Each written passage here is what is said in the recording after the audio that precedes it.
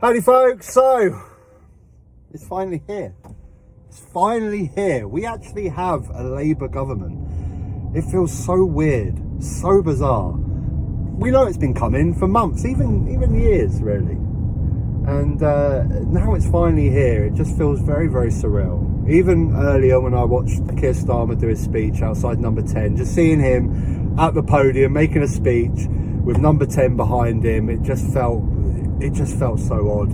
We've had 14 years of being used to a Tory up there, just constant Tory prime ministers, and it just feels so, I don't know about you guys, it just feels very unreal. But what an election. There's so much to talk about. I mean, there's content for days and days of different things to talk about. What first springs to mind when I think about this election is the stats.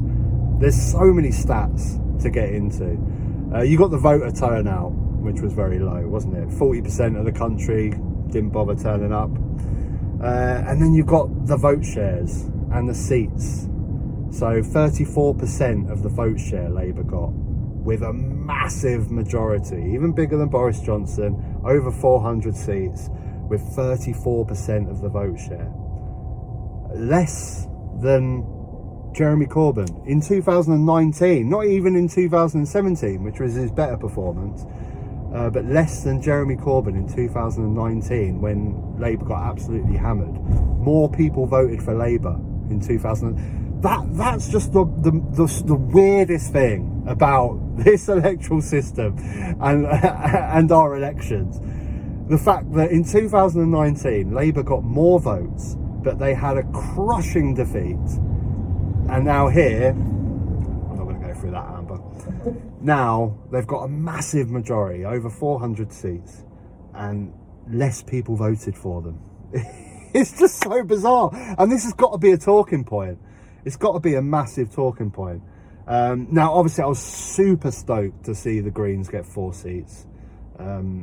So happy that they picked up Bristol, obviously held it right here in Brighton, and mainly I just really enjoyed the fact that they got the same amount of seats as Reform. When that exit poll came out with Reform getting 13 seats, I thought bloody hell, that's high. Really? I couldn't see it. I predicted 4 seats. I actually got that prediction right. My other predictions were wrong, but I predicted the Greens getting 4 seats and Reform getting 4 seats. And it's kind of a nice balance there, isn't it? I know the vote share, and we'll talk about the vote share in a minute, but it's kind of a nice balance where you've got the further right wing of Parliament and the further left wing of Parliament, both steady on 4 seats, equal on 4 seats. Really, they should be getting equal coverage, equal amount of questions in Parliament, equal amount of airtime, but we know that's going to happen. And you know, you can't hide from the fact that Reform had a massive, well, not a massive, I mean, the thing is, I can't remember it now because they were clumped in with Independents on Sky News. So the Independents got 28% of the vote share. So I guess 20 of that is probably about Reform. Correct me if I'm wrong, I'm sorry, I'm driving, I haven't got the exact figures on me. But it's probably about 20% of the vote share. And I know that they got 1 million votes per MP, Reform. So 1 million votes gets you 1 MP for Reform. You know, these stats are crazy, and they're going to be talking points. The Lib Dems is a real funny one, because they're the ones that have been championing voter reform, been trying to get PR for years and years and years, and yet they get 71, 72 seats, was it? With 12% of the vote share. All of a sudden, it looks like first past the post is actually quite good for the Lib Dems. Do they just drop that one now? Do they just go, actually, lads, I think first past the post is actually good for us, you know? I mean, the electoral system is bonkers, isn't it? Whatever you think of Reform, whatever your politics are, if they're getting 20% of the vote share and getting 4 seats, and the Lib Dems are getting 12% of the vote share and getting 70 odd seats, you know, something's not right, is it? Something's not right. And of course, when you get to Labour, one of the reasons that they managed to get a massive majority with fewer votes than Jeremy Corbyn got in 2019 is obviously the Tory dropout. But Reform came second in so many seats. And you know, there would have been, I think they still, without the reform factor, I think they still would have won, but probably just barely. Tories would have picked up a few more seats without reform being there. I guess that explains the voter share, but I don't know. It's a bonkers electoral system. It's a bonkers way to run a general election. It really is. There's so many talking points, but that's what makes it interesting, isn't it? That's what makes it interesting. And you know, listening to Keir Starmer today, it's going to be an incredibly difficult job. Not just the damage that he has to unrepair, but just healing the nation. And that was one thing that he did put into his speech that I'm happy about. You know, he appealed to people that didn't vote for him, even more in a way. If you didn't vote for Labour, we're going to still look after you. And you know, we'll see how that unfolds. But healing this nation, and I've talked about it so many times, healing this political divide is one of the most important jobs that he has right now. It really is. And, you know, we see the rise of reform. We see the rise of Farage. We see the rise of the far right all over Europe, in France and everything.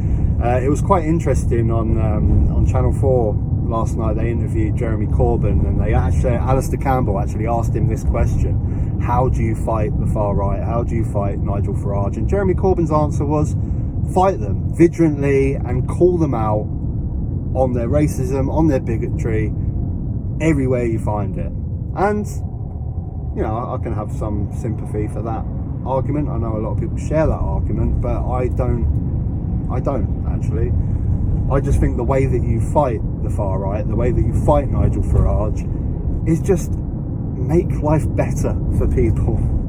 If life is better for people, if people don't walk around and see dire poverty every single term, they won't be drawn in by Nigel Farage. They won't be desperate. We know this. Throughout history, we've seen this. Whether it's the Nazis in Germany, or take your pick, whatever it is.